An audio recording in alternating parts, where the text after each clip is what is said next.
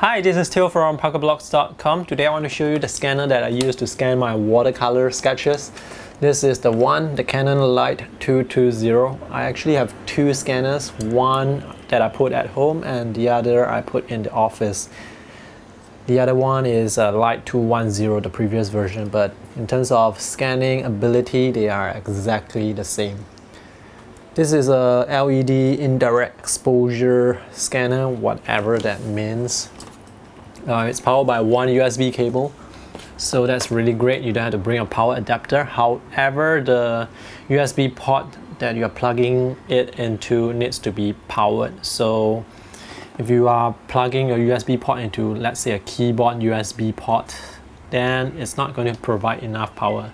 So for me, I plug it into my monitor, or if you're plugging it into your laptop, that's no problem at all. So let's start and scan. Let me plug this in first.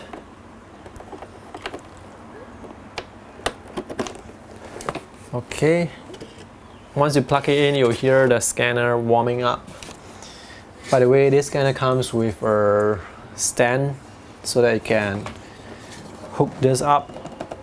Where's the hook? Oh, it's this side actually. So you can put the hook here at the bottom and click it, so it will be able to stand like this.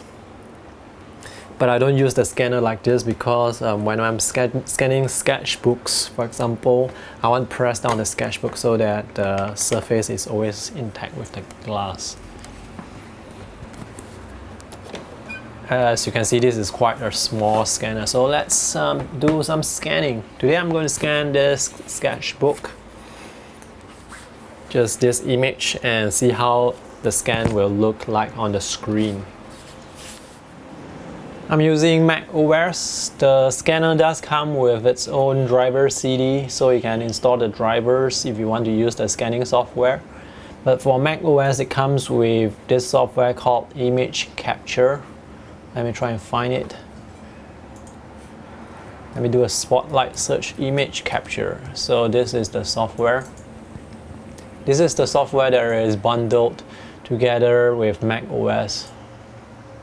So, okay. This is the screen. Now it's doing an overview scan, a preview scan. This scanner scans up to A4 in size.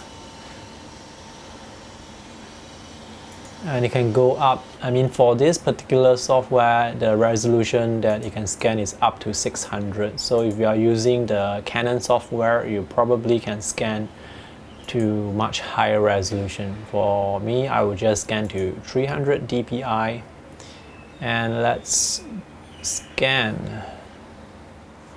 I want to show you how fast the scanner is. It's going to scan at A4. Okay. It's starting to scan.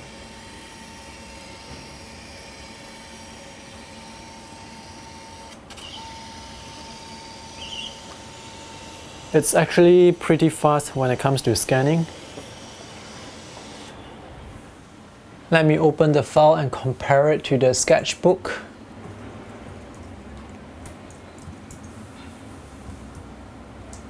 So that is the scanned image and this is the sketchbook. From what I can see in front of me, the colors are very close, but I still need to adjust the levels a bit, just a little minor adjustment. Let me do that right now. I'm looking at my LCD screen on the camera, and unfortunately my camera is not able to capture the same color as what I'm looking at in front of me, so beware of that. One thing to note about this scanner is the paper has to be exactly on the surface of the glass. If not, if the paper leaves off the glass, the scanner will not be able to capture the detail. For example, this area here, let me zoom in for you to see. So you can see watercolor texture here, and then up here it wasn't able to capture the detail because the paper buckles and leaves off the glass, and that's why the scanner wasn't able to capture anything here, and this part here is actually just white in color. So whenever I'm scanning, I'm always pressing down on the watercolor paper to make sure that it's flat on the surface. But for white areas, I think it's still alright, because for white areas, I'll just adjust the levels to make the texture of the paper disappear. So once the paper of the texture disappears, you'll get something like this, and it looks quite close to what I have, and then I'll just upload it online. Overall, this is a very good scanner. It can pick up the paper texture of the watercolor paper. I know some of you, when you're scanning, you do not want to pick up the watercolor paper texture, but for me, if I can see the paper texture with my eye, I want the scanner to be able to see that texture as well. So that's one thing. The main advantage of this scanner is, well, it has the USB port. Oops, I accidentally pressed one of the buttons here. By the way, there are some shortcut buttons. You can press to scan, like auto scan. You can copy, you can send it through email. You can also create a PDF copy immediately just by pressing these buttons here.